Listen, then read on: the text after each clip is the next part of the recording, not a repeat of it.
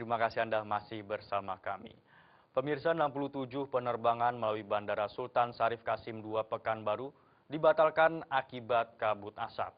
Sementara itu sebanyak 13 keberangkatan dan 10 kedatangan pesawat berhasil dilakukan dengan selamat.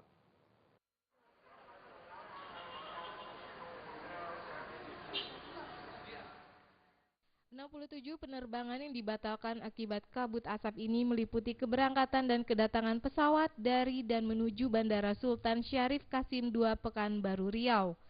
Pembatalan ini dilakukan karena pihak maskapai tidak mau mengambil resiko akibat jarak pandang di landasan pacu bandara yang berada di bawah angka 1000 meter.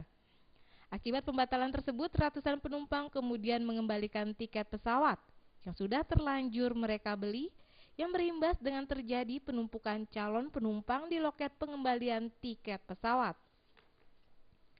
Otoritas bandara mengatakan hanya 13 keberangkatan dan 10 kedatangan pesawat yang berhasil dilakukan. Pesawat yang berhasil terbang dan mendarat itu pun pesawat yang sudah delay berjam-jam dan mengambil resiko terbang dengan jarak pandang terbatas. Penerbangan itu ada sekitar 6 penerbangan atau kali 12 penerbangan yang sebelum 12. Tetapi pada siang ini tadi baru sekitar 6 penerbangan yang datang.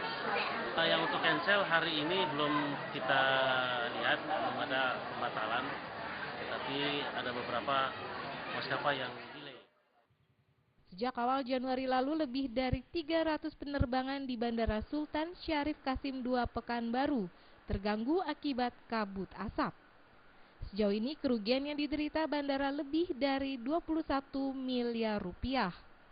Dari Pekanbaru Riau, Syafrial melaporkan.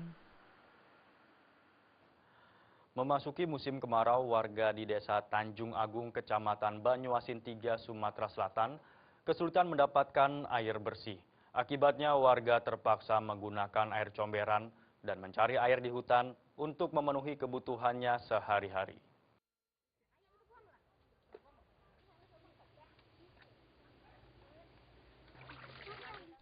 Air bersih semakin hari semakin sulit didapatkan warga Desa Tanjung Agung, Banyuasin, Sumatera Selatan.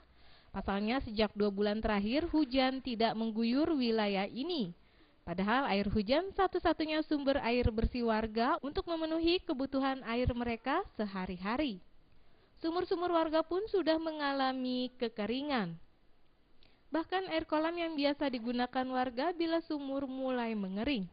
Untuk mandi dan mencuci, warga terpaksa mencari air ke dalam hutan. Jalan yang ditempuh warga pun hingga kilometer untuk mendapatkan air tersebut. Sedangkan kebutuhan air bersih warga untuk minum dan memasak bisa didapatkan warga dari air isi ulang yang dijual di daerah mereka.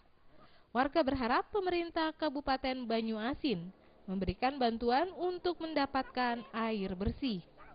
Pak, boleh deh masuk ke Pak, tolong kami. Airnya bau mana? Tidak cocok, sebenarnya tidak cocok nih Pak, mana tidak bodoh, tidak mandi, tidak sholat.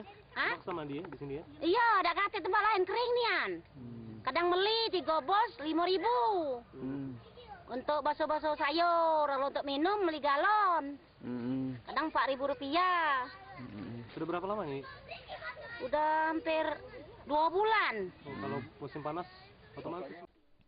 Kesulitan warga akan air bersih bukan hanya dikarenakan musim kemarau, tapi juga tidak pernah mendapatkan fasilitas air bersih dari perusahaan air minum daerah PDAM setempat untuk memenuhi kebutuhan air bersih warga. Padahal pemerintah setempat sudah mengajukan usulan untuk mendapatkan pelayanan PDAM. Sisa-sisa air yang di sungai-sungai yang telah mengering jadi di situ dibikin sumur, dan itulah yang dipergunakan untuk mencuci, untuk memasak dan lain sebagainya. PDAM gimana Pak?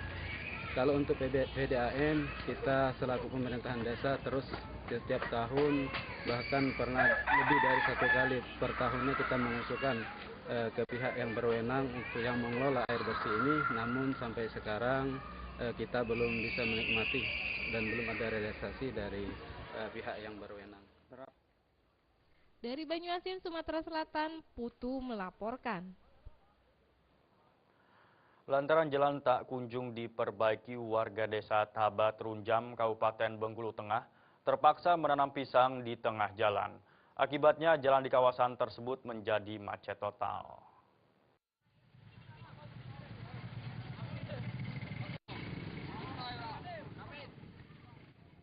Warga desa Taba, Terunjam, Kecamatan Karangtinggi, Kabupaten Bengkulu Tengah melakukan penanaman pohon pisang di atas jembatan Kembang Seri. Mereka menuntut agar pemerintah segera melakukan perbaikan jalan di atas jembatan tersebut.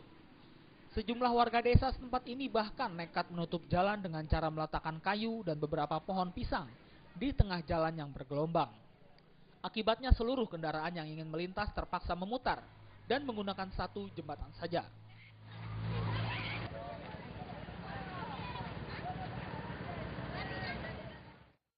Menurut warga desa Tabat Terunjam, Ferry, warga sengaja memblokade jalan di atas jembatan ini lantaran sudah beberapa kali diperbaiki, namun jalan lintas Kapahiang Bengkulu ini kembali rusak dan tak kunjung diperbaiki.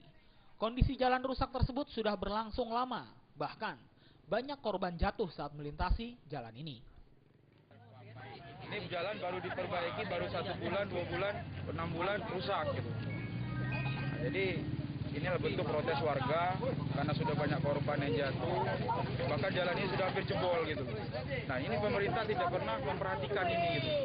Ini yang kita sangat sayangkan. Sebenarnya aksi penanaman pohon pisang di jalan ini bukan kali pertama terjadi. Demi mendapatkan perhatian, warga terpaksa turun ke jalan untuk menyampaikan tuntutan mereka terkait jalan rusak di daerah ini. Pemerintah sendiri seakan terbawa arus dengan fenomena ini. Pasca ditanam pisang dan diblokade, jalan rusak langsung diperbaiki. Warga berharap pemerintah cepat tanggap terkait perbaikan jalan rusak di daerah ini. Dari Bengkulu Tengah, Tetra Surya melaporkan. Anggota Satuan Polisi Pamong Praja di pemerintahan Kabupaten 4 Lawang, Sumatera Selatan diserang oleh 3 pria tidak dikenal. Informasinya setelah yang satu ini.